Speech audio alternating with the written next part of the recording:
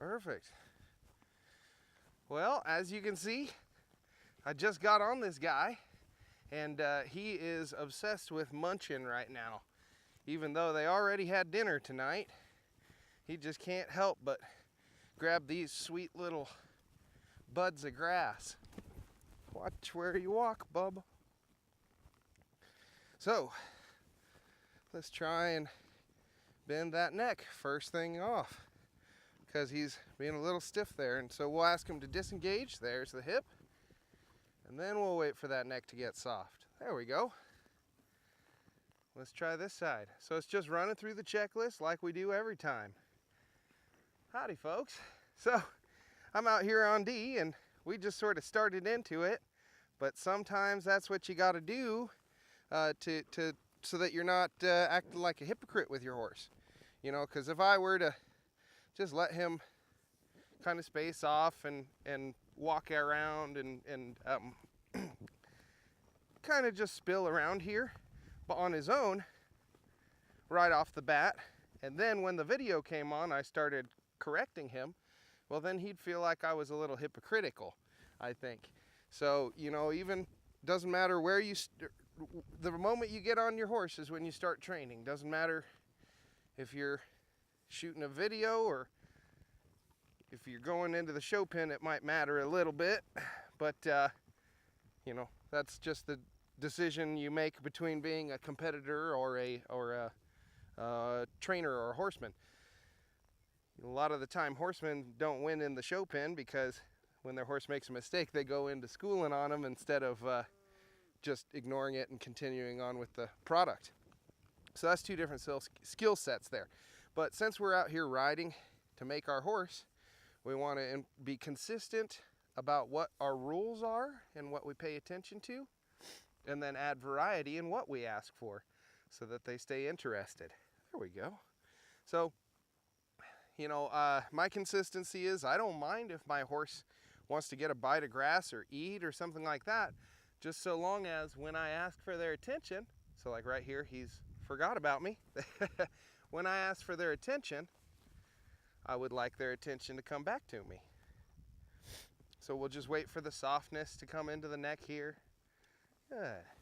So this is the first three fundamentals here, and we're using it a bit as a focusing tool and just getting our horse soft, supple, and focused a little bit more. Yeah, there we go.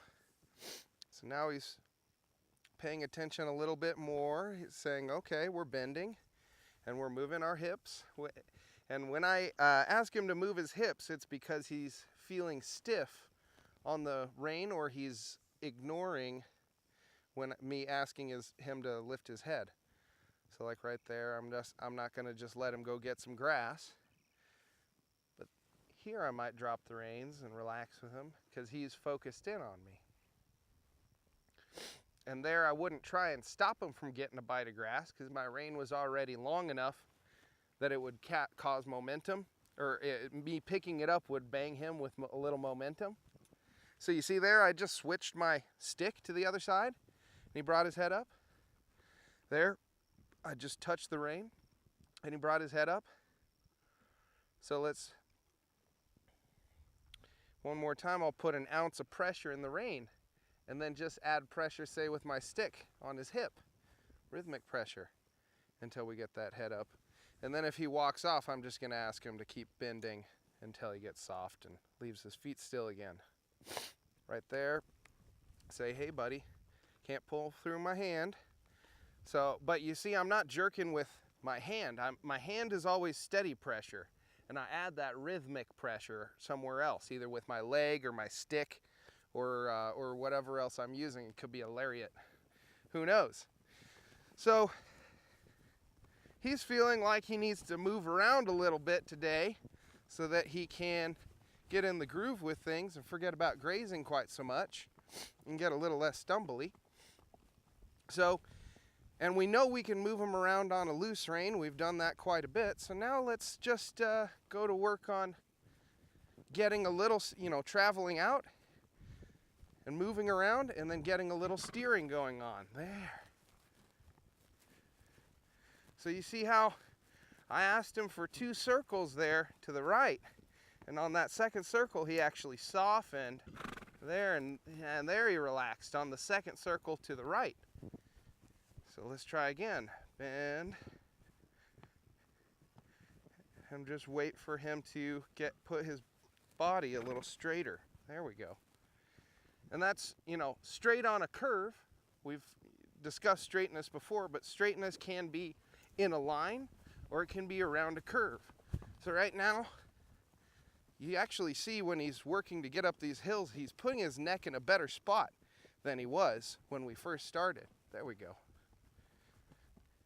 So what we're looking for here is for him to be straight around the curve. So for his, there, don't forget. So we want him to follow his nose, there you go, with his shoulders, and then have his hips follow his shoulders.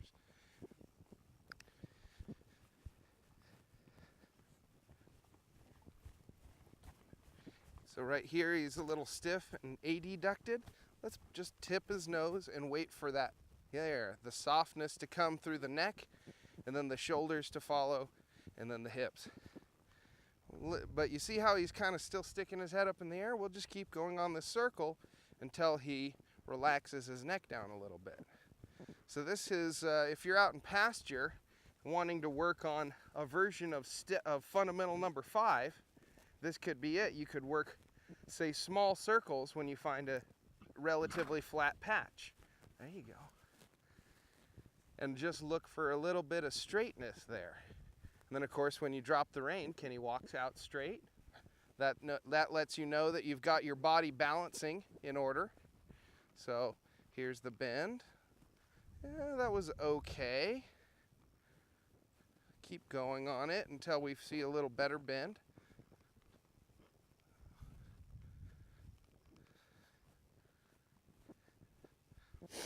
And keep moving out and around. There, that's a little nicer. So then we'll drop that rein and he walks out straight.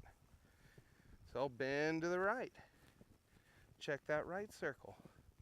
There. That's actually really nice.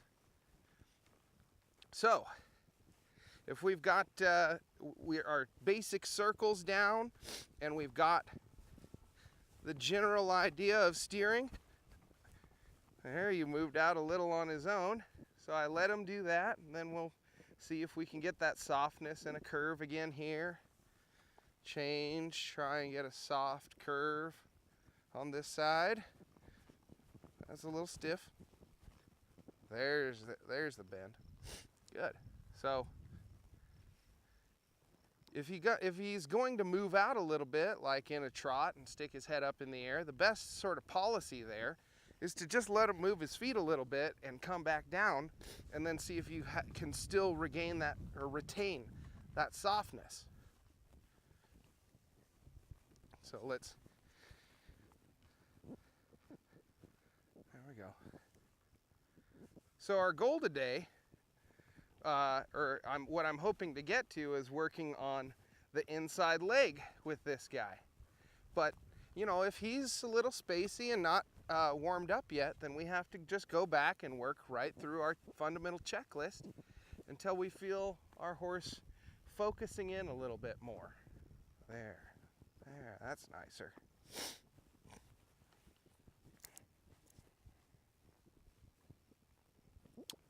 Let's try that again. There we go, nicer. Wait for that energy to go away. See if we can tip his nose. And there, that was soft. That's still stiff, so I'm just gonna bend a little bit more, bend more until I feel him break over. There. Good. Cool. And then, well, look at this. We just conveniently have a couple of fence posts that are, old fence posts that are sticking out of the ground. So if you just happen to come across some poles that are pretty well placed, that might be a natural little exercise you could work on, is just trying to get your weave nice and smooth and regular. So here, He's going through the weave pattern all right, but it's at a, there we go, fairly irregular pace, and you know, part of that's the ground, but the more regular he can get his pace and the softer he can go around these corners, you know, the more you know he's focusing in and getting sure-footed. The more you practice in rough country like this, the easier it gets for you and your horse. Yeah. You see, that's already a little smoother. See if we can bend around here. And if that's a little stiff, like there, we'll see if we'll go on a second circle. Yeah. Nice.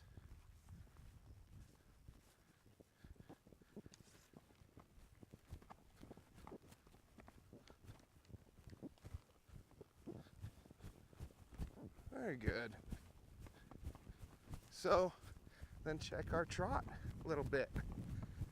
If we can retain that directional control through this rough country there, and right here, if we forget about our softness, first things first, I'll just ask him to ride up and around. Good.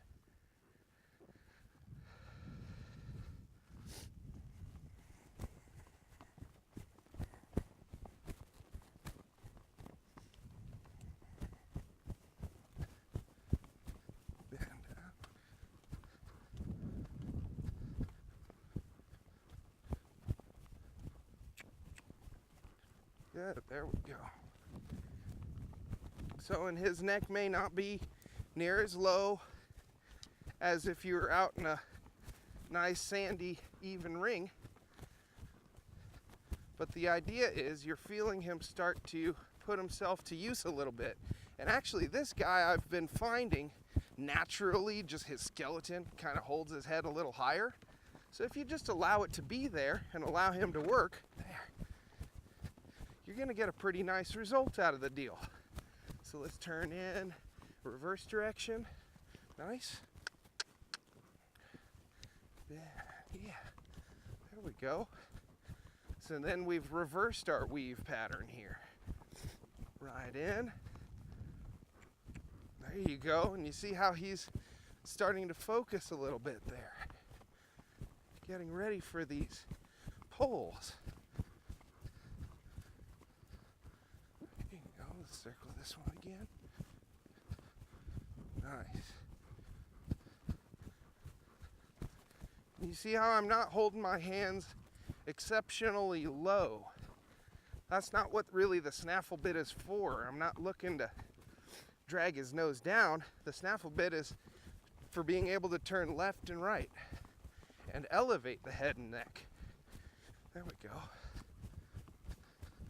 So he's focusing in here a little bit, and if he doesn't, then he just runs into a natural barrier like that hill. Oh dear. I bet one of the horses knocked this thing off a course. Well, I was out here. Oh.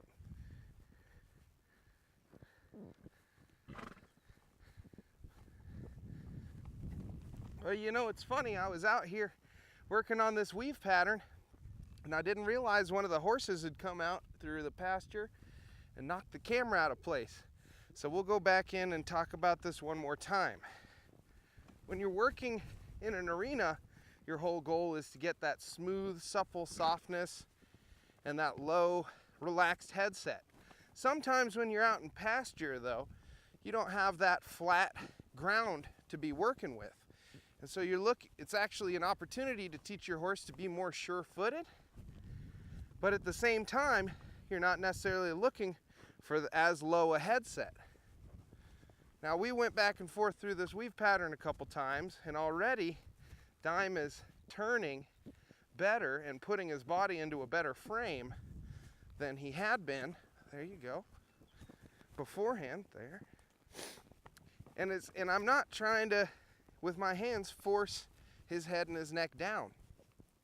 What I'm looking for is, or with the snaffle bit, you can't really do that anyway. So what you're looking for is directional control to the left and the right, and you're looking to help elevate the head at the right time.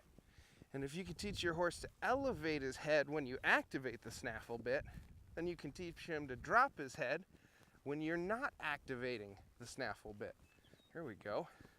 So there he was at the walk. Let's go ahead and,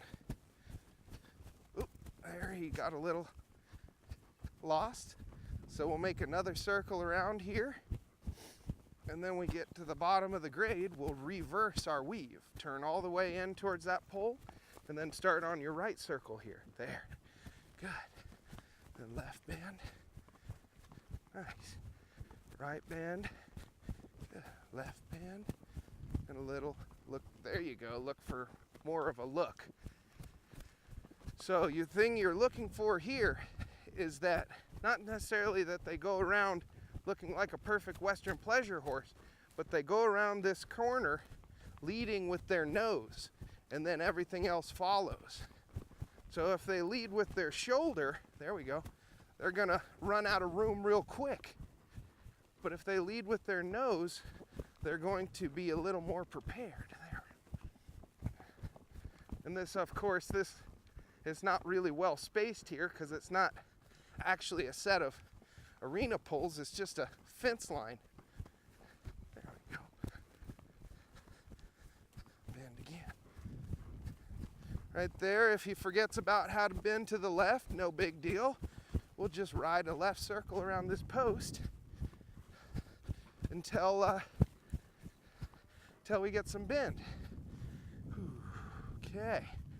And then what we can do, now that we've got some impulsive energy, is we can just check our backup. Check how long it takes if we put a little pressure on our reins for him to stop his feet and then back up.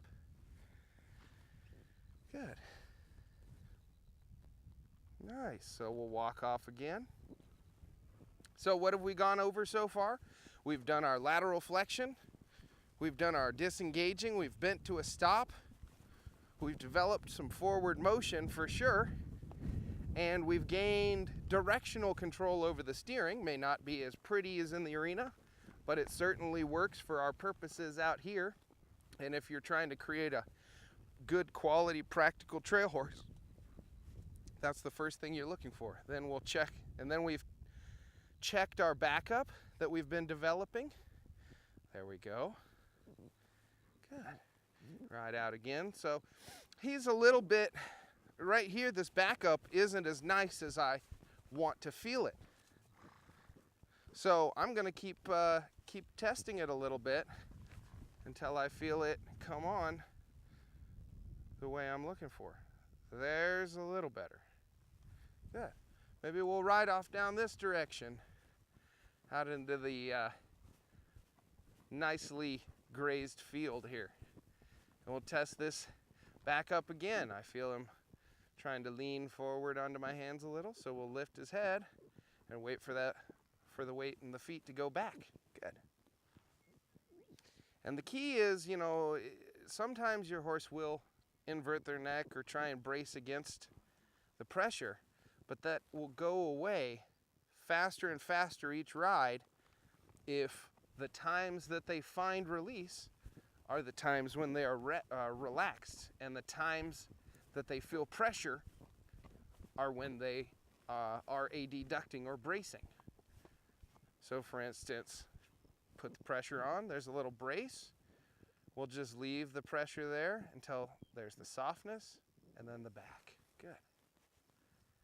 And I'll ask again right here, draw. And there's the back. That took a little while. Draw. Now, in order to get him to respond to this faster, I wouldn't want to just ask harder, right? That never has worked. What you want to do is you want to ask with the exact same pressure and try and release faster and faster each time, or as fast as possible each time. So there he rides out. Here I'll ask for the backup. And there, the release happens. I'm waiting for about a step and a half because he knows how to take a step. So now we're asking for a little more. A step and a half. There. Step.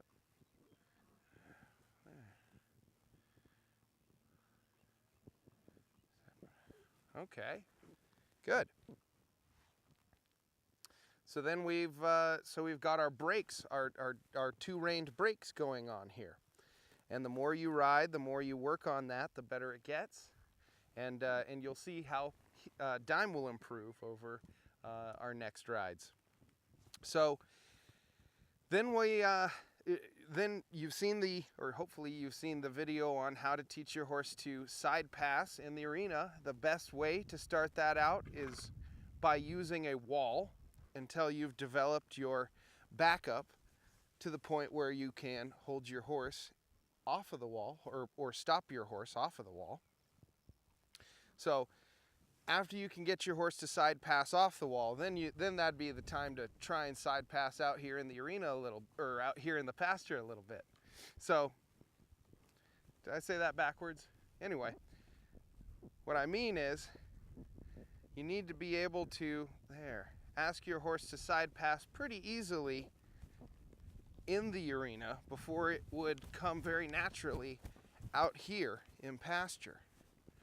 But it's a really good tool to have, because then you can open and close gates without getting on and off your horse, or you can reach into somebody else's saddlebag with that lateral motion. So that what you would do there, you just block a little in front and then ask those hips to move over, just like the disengage, but you'll notice his neck is straight, or you're trying to look for your horse to have a relatively straight neck.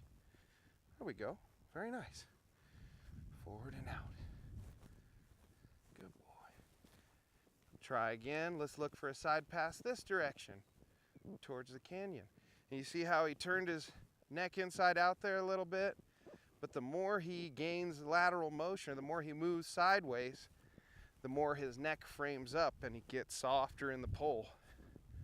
And he's actually thinking about where he's putting his feet a lot more. You see how even though we're moving sideways, he's stumbling 10 times less.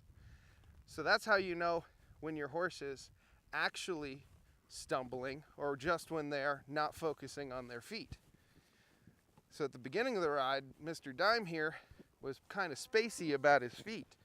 But now that he's warmed up a little bit and we've done that weaving and getting his blood pumping, now he's actually carrying me the way a good ranch horse should. So let's try again, see if we can slow his feet down. Look for our backup, because that's feeling a little heavy.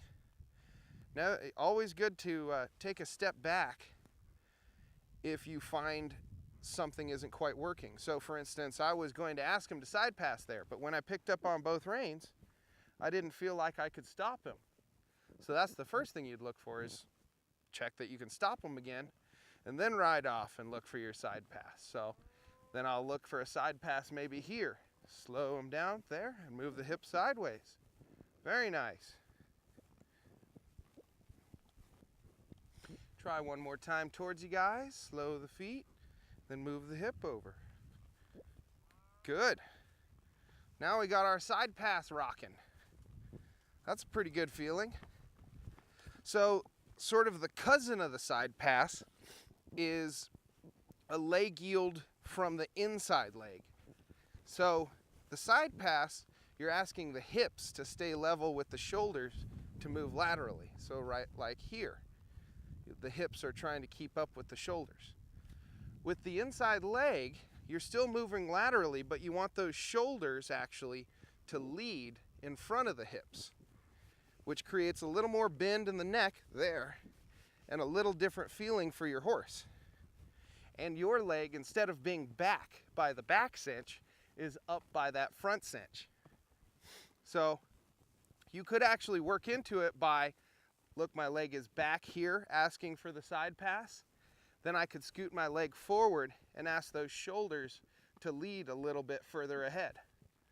That's one way of asking for that inside leg yield. And the reason you'd want to ask for an inside leg yield versus a side pass is, say if you're actually riding at a trot here and looking, making a circle here, maybe right in here, Watch your feet. Actually, maybe over on this knoll instead. If you're making a circle and you wanted to make it a little wider, so if he was making a tight circle here, right here on the hillside, and I wanted to maybe ask him to widen that circle a little bit, I could use my inside leg, and then we could go on our bigger circle down through the valley. Same idea if you are later asking your horse for a canter departure, you want to be able to, so we forgot our backup. Wait for that weight, good, that's better. So likewise, if you're asking for a canter departure, you're going to want to be able to move your horse's hips to the inside, and you'll want to be able to move the shoulders to the outside to get them out of the way. So that's where your inside leg comes in with the shoulders, and then you could side pass towards your target to pick up the correct lead. Because the leads are a matter of which direction the hindquarters are moving and a matter of intention. So another way of teaching the inside leg is by continuing to go the same direction, but asking to change the bend. What do I mean by that? So if you're traveling in a straight line, you can simply ask your horse to bend to the left, but use your inside leg and say, we'll keep going the straight line where we were headed before. Good. And this is probably the easiest way at first. You find where your horse wants to go, maybe back towards the barn, and then you just tip their nose off to one side and ask the shoulders to lead you that direction. It's always good at the end to then swap back to your outside leg and push your horse back around the circle. That way they don't forget how to properly respond to that inside rein. There we go. Try this side again. We'll go for a left bend with a left circle. Very nice. Then pick up the inside leg, move the shoulders over. Good. And then leg off and go back around our left circle again. Very nice. The other way is if you were actually, say, riding a right circle here. Like he's walking around to the right and looking where he's going. There you go. Then you could keep going to the right and try and tip his nose outside to the left, like that. But as you can see, this gets a little difficult for this big guy. And maybe that's actually something we could work on a little later on. But there's a little preview for you. So for the time being, we want to be checking, now that we've developed all three cues for our connection phase, we want to be checking that they're all working in concert. And look at how much we've created in our horse and with such simple little asks. We want to be checking our backup. Make sure that that gets there. That the pause between going forward and moving backward gets shaved down each time. Draw. There we go. There's the backup. Draw. And wait for the backup. There we go. Good, and then you can check after your horse can move back. Can he move sideways? Look here, he's moving, thinking backwards a little bit, so you can help with your stick maybe, just to get that energy to move over. There, nice. Same idea on this side. Look, check that your pressure on both reins works, and then look for that lateral motion. So we've got our side pass. Then check we can go with use our inside leg and move that shoulder out. And you'll see as the more you practice this and the more you ask your horse for lateral motion and to give vertically. So there's the hip, and then we'll lead with the shoulder. The more you do this, there we go, the more your horse starts to drop in and give to your hands whatever you're asking for. And you get this, there we go, more royal posture to his actions. Of course, again, let's look for that. There's the energy back. Yeah. Good. We've actually come quite a long way here. So, because we've developed now his backup, his side pass, and his inside leg, those are all the tools we need for connection, and therefore collection.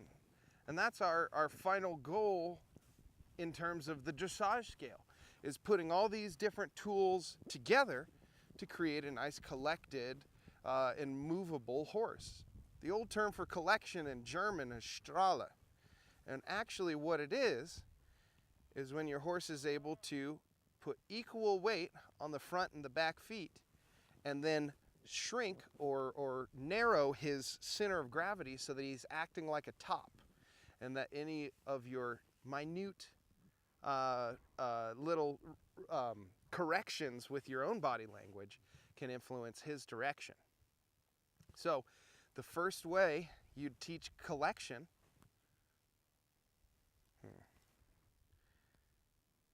is by teaching the backup. We've actually already done it. So because in the backup, your horse is elevating his head, then getting soft in the poll, and then rocking his weight onto his back feet. And all we're asking for in collection is for him to do that action while in motion forwards. So it's kind of, everything works together. We never ask our horse to do anything that he doesn't already know how to do. So I've talked about collection a little bit in another video before, but let's go over a little bit more with this guy today, just to see how we can develop it in a different setting other than, say, in the arena. So a good place to teach collection, and the old masters, or the old horse trainers knew this quite well, is actually out on a road. Because even though we want have a collected horse so that we can do all these fancy dressage moves, and let's check our backup. If he forgets about it, you just wait until it feels like you want it to. Yeah. Then if he drags his feet a little, maybe we could click to him and ask him to speed up. There you go. So the original reason for training a horse most of the time, 200 years ago, was to be able to travel down a road with him in a straight line without him turning to the left or the right. So you could, the old guys really didn't care all that much about flexion and lateral flexibility. And some of their old teachings still hold water. For instance, when you're teaching collection, to be able to teach it on a road gives you kind of a framework for how straight you are going, and it gives you a long period with which to get your horse to focus and give. A lot of the times it's a lot longer than our arenas. You know, this road probably goes for a quarter mile or more. So that's a nice straight line to work on getting our horses to give vertically and then steady their feet and grow taller. So let's go ahead and try to ask our horse to collect a little. First thing we would do, ride out forwards, then take up on the rein and wait for the feet to slow. And I'll wait more. I'm going to wait until he backs up, because that didn't feel right.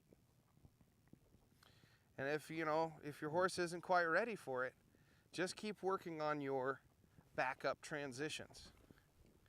Draw. I'm going to lift a little more and wait for him to back up. Good. So getting that backup cue really soft and really light is going to be the key to the rest of this, because that's a big part of, there we go, that's a big part of actually gaining the softness and the suppleness there, is that impulse to weight the back feet. Try again. Very nice. Good. So we'll ride forward and around, and we'll try on this side now. I'll draw and wait for his feet to slow. There, they came slower. You see that? Then I'll slide my legs back and squeeze the energy forward again. And you'll see he drops in his neck and softens in the pull just a little bit and gets a little fire in under his feet. If he trots, that's okay as long as he stays soft. There we go. And then you can lengthen out, and if he feels like he wants to run, I'll just check my backup, see how that feels. Wait for it to get better. There we go. Good. Then we'll turn and walk off down the road again. Nice.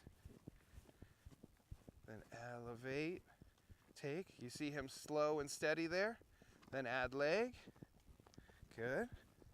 Then I'll see if I can slow him a little more. There, good. And then add leg. Good. And there. See how he's lifting and reaching forward with his hindquarters a little bit more. There, getting that little bit more regal stance. Then I'll relax all the way and look for the backup, because that seems to be what he's forgetting about right now. There we go. Good. You see him starting to get softer here.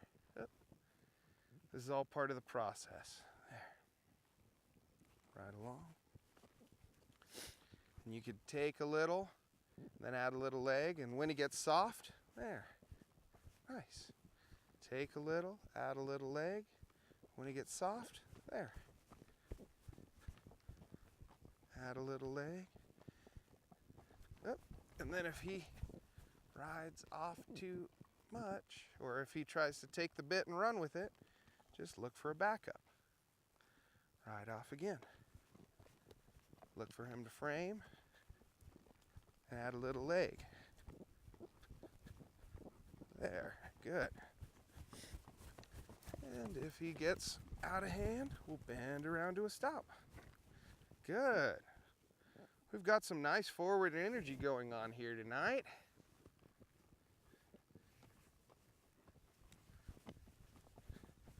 There we go. And we'll draw. There, the feet steady, add a little leg. Good. Good. Very nice. And right now we're just asking for it at the walk. Sometimes at the trot, but at the walk mainly. There we go. And what we're just looking to find or feel is him balance up to us and then get soft and listen for it. You know, he's just listening. So let's try heading out this direction at a little trot and see what happens. Look for the trot. Good.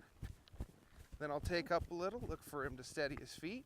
Nice. And then I'll add leg again, look for the trot. And you see there he kind of forgot about framing himself. There we go. So if he were to, when he turns his neck inside out, here we go. Let's wait up there, D. Good boy. So when he turns his neck inside out and kind of tries to run off like that, the best thing to do is actually spread your hands. So if I draw and he's a little maybe stiff in the neck, if I spread my hands, then it's almost like it gives him a place to balance to, right in between there. There we go. So instead of trying to spread and drop your hands though, spread and just hold them at a natural place. And that will help a lot with getting that softness in the pull. Let's check our inside leg over here. Good. Nice. Push the hip up and around. Maybe disengage to head our new direction. Nice. Nice. Then draw. Good. There. Pick up our trot. And you see, there's that this is what we're looking for, is he gains this schwung and this momentum and this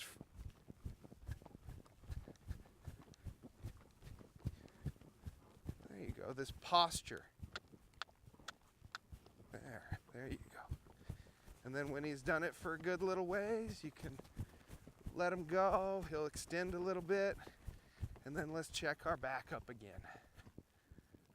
And the backup, he forgot about the backup, so we'll just wait for him to get off it again. Then we'll check the backup again. Good. All right. Head on back this way. Check that we can slow the feet. Wait for the neck to soften, and then add leg. There you go. Up. And look for him to maintain that frame. If he were to speed up or forget about anything, then I just take my legs off, sit back, and we'll wait for the backup. There we go. If he forgets about how to be soft on the hands. That's the key at this point, is anything you're working on, whatever does work, abandon that and focus on the things that aren't working. So for instance, if after I ask him to back up here, if I just drop my hands, you see how that momentum kind of carries him forward just a little bit? Fix my armband here. I'll abandon the riding out forward and looking for the collection if I feel that backup or the brakes start to malfunction. There we go. So, for instance, if I asked him to back up here, I'm just going to wait until he backs up. I'm not going to then ask for a side pass or an inside leg or something like that. You want to make sure that each thing is in its place. So you check. And now that we have our lateral flexion built on both sides, you can bend to the nose to the right. There we go. Bend the nose to the left. There. He goes, oh man, thought I was going to be able to walk out. There. Then we can bend to the right and the left at the same time. Good. There. Then say we can move our hip to the right, the left here. Good. Then if we can move our hip to the right here. Nice. Then we can give to the left and the right and move our hip over. There. Vice versa with our other leg, moving the other hip. Nice. Then check our shoulder. Can we move that? Let it lead. Good boy. Change our leg, change the bend, and move the new shoulder over. Good. And then ride out and create our frame. Hey, there we go. We've taken this horse from being kind of a little dead-headed pasture horse to doing some pretty impressive things there. And it's all while you guys have been watching. So that's a pretty nice little scenario. So anyway, I think that might be a good workout tonight, a good couple of things to think about as we're going through our checklist here further and further. But you see how all these little pieces start to add up and work together to create a full finished product of a good quality horse here. So chew on that a little bit.